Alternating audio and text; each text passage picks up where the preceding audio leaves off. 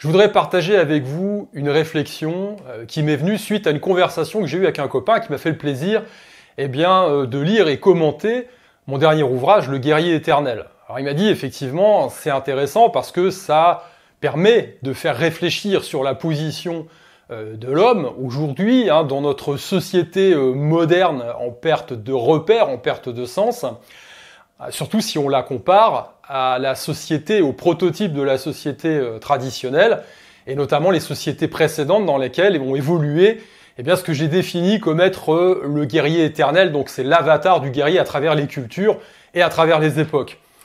Alors je lui dis oui, effectivement, c'est quelque chose que tu peux également faire lire à tes enfants. Il a 2 enfants qui sont préados, deux gamins, deux enfants qui vont devenir des hommes dans pas très longtemps finalement. Et il me disait, ça me paraît compliqué. C'est un peu compliqué pour eux. Alors j'étais quand même assez étonné par cette réflexion parce que dans cet ouvrage, j'ai apporté finalement une ligne directrice en citant énormément de textes qui font partie du bagage culturel, on va dire au sens large, indo-européen, des mythes, des légendes, des textes sacrés qui sont finalement autant de pierres blanches sur le chemin du guerrier éternel. Et comme je le dis, on est tous destinés à être des guerriers. À partir du moment où on est incarné sur cette terre, c'est la lutte. Et j'ai envie de dire également, en poussant la réflexion un peu plus loin, ça commence même avant l'incarnation, puisque par rapport aux millions de spermatozoïdes qui sont dans la lutte pour pouvoir faire naître la vie, il ne peut en rester qu'un, comme on dit, et c'est celui qui vous a donné la possibilité aujourd'hui de regarder cette vidéo, et moi, effectivement, par extension, de vous faire cette démonstration. Alors, il me disait, oui, effectivement, c'est intéressant, mais bon, il y a des choses qui sont un peu compliquées pour eux à comprendre. Alors, je trouve pas, moi, personnellement. Je pense que vous êtes nombreux, même à travers cette vidéo interposée, à avoir lu cet ouvrage. Certains sont même revenus par la suite repasser commande pour pouvoir offrir l'ouvrage, peut-être à leurs enfants, leurs neveux également ou des amis. Donc, je pense effectivement que ça s'adresse à tout humain normalement constitué aujourd'hui, puisque j'ai même un chapitre sur la guerrière, à travers les âges, puisque ça concerne les femmes également, mais ça concerne effectivement les hommes en devenir. Pourquoi ? Parce que on a besoin de repères. Alors si même les adultes aujourd'hui manquent de repères, imaginez les enfants. Imaginez, j'avais une discussion avec ma fille dernièrement qui me dit « j'ai supprimé tous mes réseaux sociaux » et elle découvre une autre vie. Voilà, en me disant, je profite beaucoup plus de l'instant présent, j'ai plus envie de faire des choses. En clair, elle devient plus productrice que consommatrice. Et donc, je lui dis, bah oui, vous êtes une génération qui avait grandi avec ces outils, et c'est ces outils qui vous conditionnent. Nous, on s'est fait plus ou moins happer par ça, mais on a connu le monde d'avant. Donc, on a encore la capacité de limiter, on va dire, les dégâts. Maintenant, les jeunes générations qui ont grandi avec les tablettes, qui ont grandi avec Internet, qui ont grandi avec les réseaux sociaux, ça peut paraître plus compliqué. Donc, effectivement, un ouvrage comme celui-ci, s'adresse également en priorité, malgré son contenu. Il y a effectivement, je relate des choses qui sont peut-être pas faciles. Il y a de la violence, on parle de mort, on parle de sacrifice, on parle de courage, on parle de notions et de valeurs qui sont des valeurs traditionnelles, qui sont constitutives de nos sociétés, qui sont constitutives des civilisations qui ont émergé à travers le temps, au niveau de la Terre. Et donc, il n'y a pas de raison, finalement, qu'il n'y ait pas une continuité. Et même cette continuité, elle est salvatrice.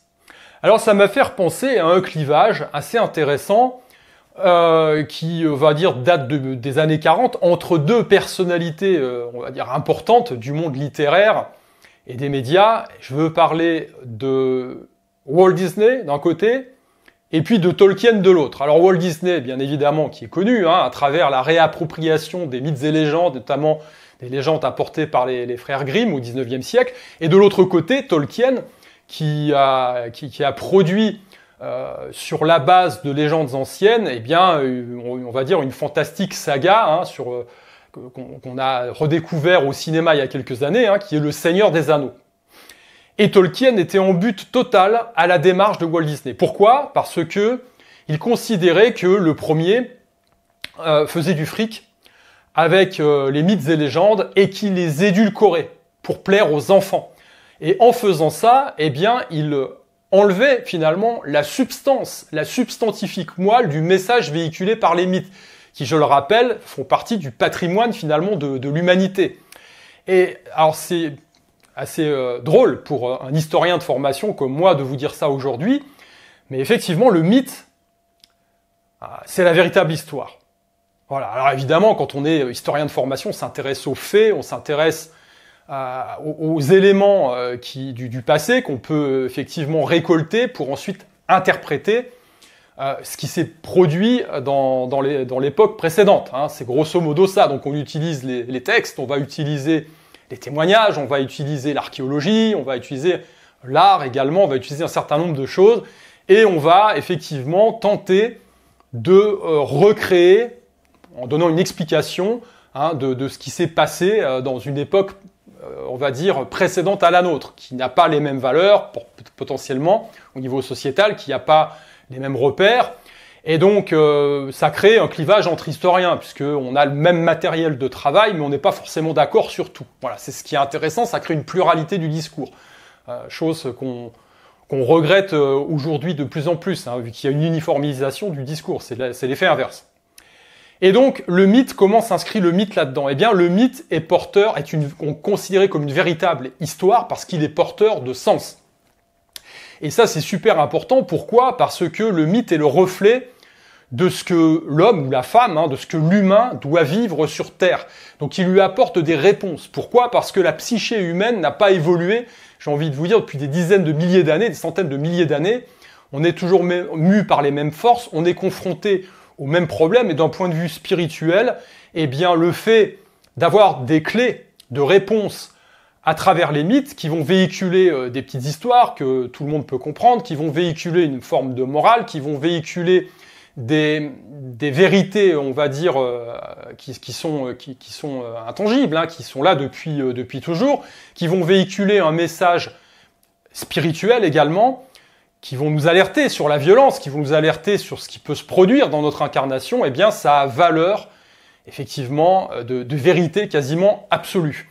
Et donc, lorsque l'on va édulcorer tout ça, alors pour satisfaire à l'époque, peut-être dans les années 40, pour satisfaire, on va dire, les enfants, avec une petite morale gentillette, donc on enlève, on extrait quelque part la substance, donc le côté spirituel, on laisse un petit peu de violence, mais enfin, il faut que ça soit quand même maîtrisé, etc., eh bien, du coup, on va effectivement utiliser et réduire le mythe à une simple histoire de divertissement et de fiction. Donc, on lui enlève sa substance. Et ça, c'est dramatique.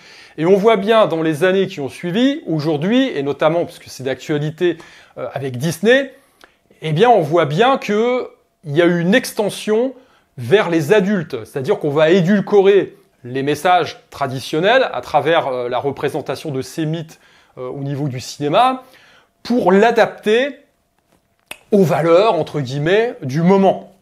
Aujourd'hui, c'est le wokisme. Alors, on voit bien que la nouvelle Blanche-Neige de Disney, aujourd'hui, elle fait un flop. Pourquoi? Parce que ils sont allés trop loin. On va dire que ces entreprises s'adaptent à l'évolution de la société. Moi, je ne le crois absolument pas. Je pense qu'il y a une élite manipulatrice au-dessus qui nous pousse des choses, plus ou moins de force. Et là, ils sont allés un petit peu loin avec le wokisme parce que ça va contre l'anthropologie.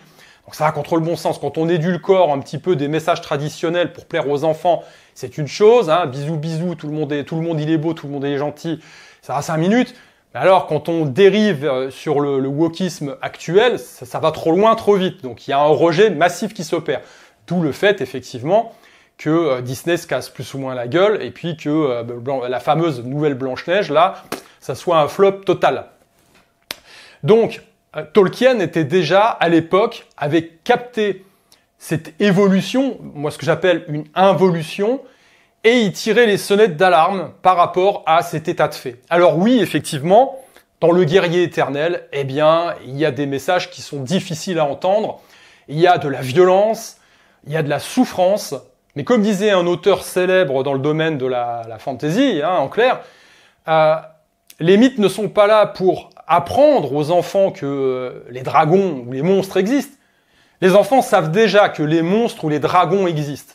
Non, les mythes sont là pour apprendre aux enfants que, effectivement, le mal existe et que, effectivement, tu as les moyens de pouvoir lutter contre, y compris si on t'enlève tes épées, tes armes et que tu te retrouves tout seul face aux griffes acérées du dragon. Tu as la possibilité de le dominer et voire de le vaincre. Alors évidemment, tu as aussi la possibilité de souffrir, tu as aussi la possibilité de mourir. Mais, dans cette incarnation, la mort ne signifie pas la fin de tout. La mort signifie la renaissance derrière.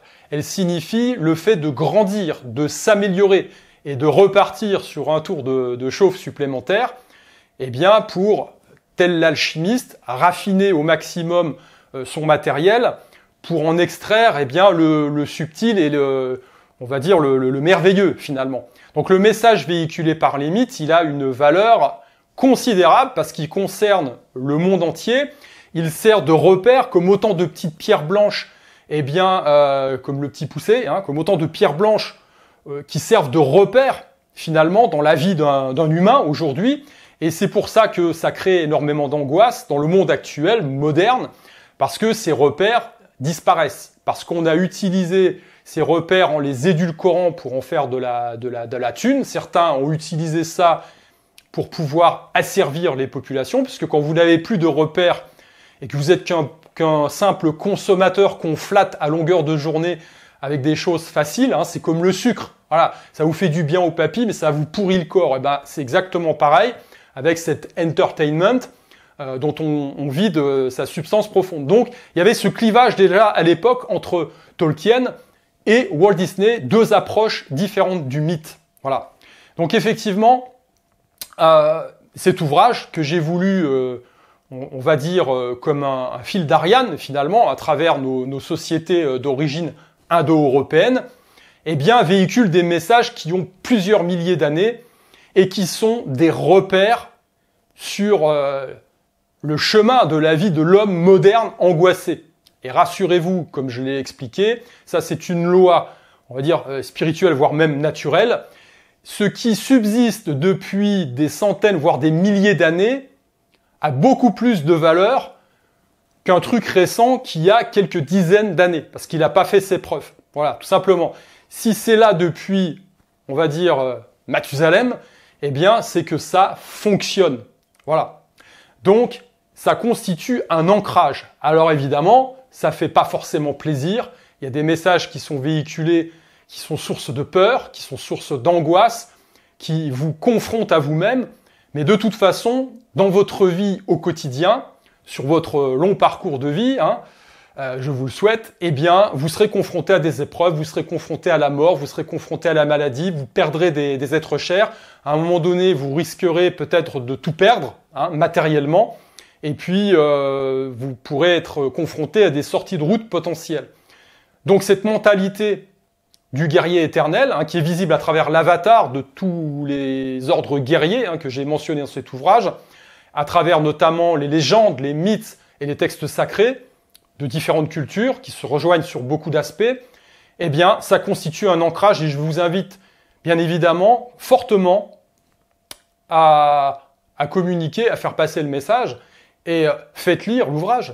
Faites lire l'ouvrage à vos enfants. Je pense que dès que le gamin il est pré-ado, il est capable, de toute façon, d'être confronté à ce genre de discours. Pourquoi ? Parce que même s'il y a de la violence qui est énoncée dedans, ça n'est pas de la violence gratuite comme on peut la trouver aujourd'hui à travers les médias d'entertainment classiques, hein, qui sont juste là pour titiller l'émotionnel et faire de l'argent. Non, on est sur autre chose. On n'est pas sur de la fiction pure, on est sur le mythe. On est sur l'essence, on va dire, divine de l'homme incarné. Voilà, bah écoutez, dites-moi ce que vous en pensez, hein, si vous avez effectivement compris ce que j'ai voulu transmettre à travers cet ouvrage. Si vous avez effectivement des témoignages aussi, c'est intéressant.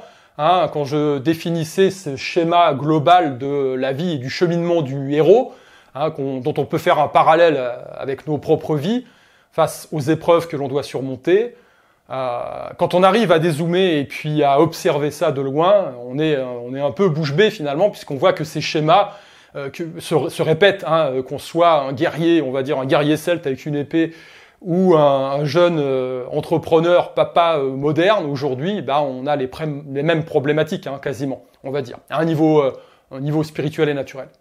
Voilà, écoutez, je vous laisse là-dessus, je vous dis à plus. Ciao.